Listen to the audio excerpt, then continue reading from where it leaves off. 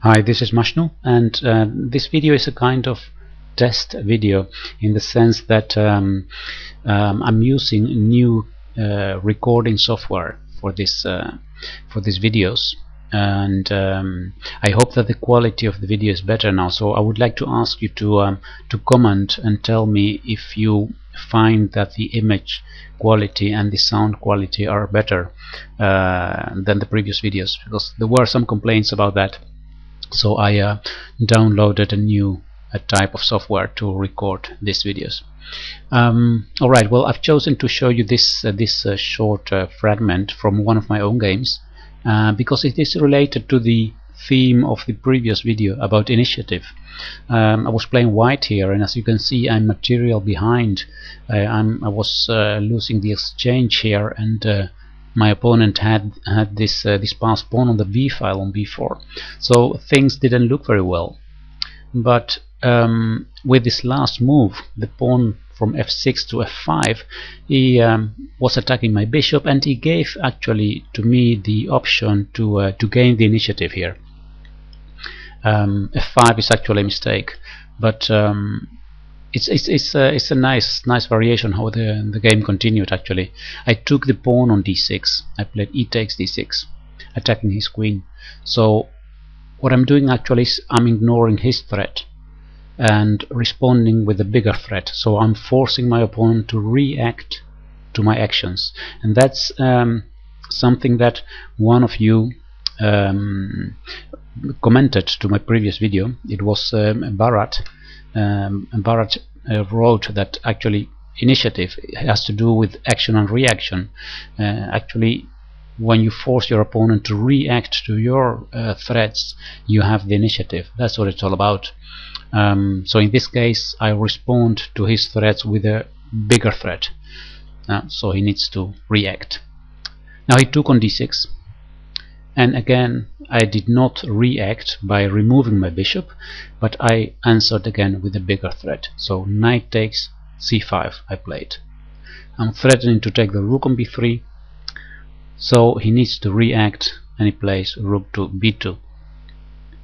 The idea is to make things possible, like bishop to e1 if my queen leaves the e file, and then attack f2 this way. Here I had to choose between a move like bishop to f3 that looks actually quite attractive to later advance the c pawn and have the d5 pawn defended, but instead of that I've chose to use this idea of initiative by making a forceful move, queen to e8 check. Now black has to either move the king or place his queen on f8, and in fact queen f8 would have been the correct move to do here. It's the best defense, but my opponent chose to stay with this queen on d6 blocking my pawn, and he moved his king to g7, and now actually white has a winning position. This is a forced win for white now. It starts one more time with ignoring the threat of the opponent. I did not move my bishop away here. I moved knight to e6 check, and here the king could go to h6 or to f6. Well, both moves are actually losing, but in the game king to f6 was played. I will later show you what happens after king to h6. It's a nice line, but this happened in the game, and here I have a forced checkmate. Starts with queen to h8 check, and now he moved king to e7, queen f8 check, king to d7, and the last move queen to d8 checkmate. Let me just return, just in case you wonder here if king to f7 is an option, but actually this also loses in a few moves because it's the same mating pattern actually, but first with this check here, and then if the king moves now to e8, we have a check on g8. Now king goes to, for example, e7, and then we have the same mating pattern here. let me return now, because I told you that I would show you what happens if the king goes to h6 instead of f6. Well, if here instead of king to f6 what was played in the game, he would have played king to h6. Now there are two good options for white.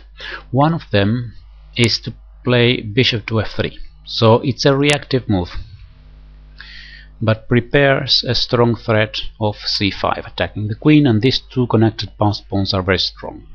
So this position is a little better for white. But instead of this reactive move, there is also a very forceful move, a very dynamic move, and that is the move c5. Beautiful move, c5, attacking the queen. Yes, the pawn on d5 is undefended, but what happens is that if he now takes on d5, now bishop to f3 is not a reactive move, it's actually an attacking move. So again we are gaining initiative, we're keeping the initiative with white.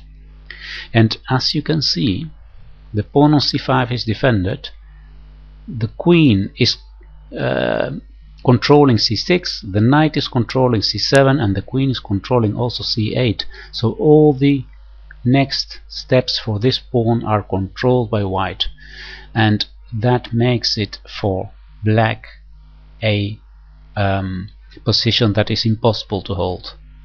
He cannot stop this pawn from advancing. At this moment his queen is attacked, he must go somewhere. If he goes to c4, well, then there is even queen to f8 check and trying to attack the king.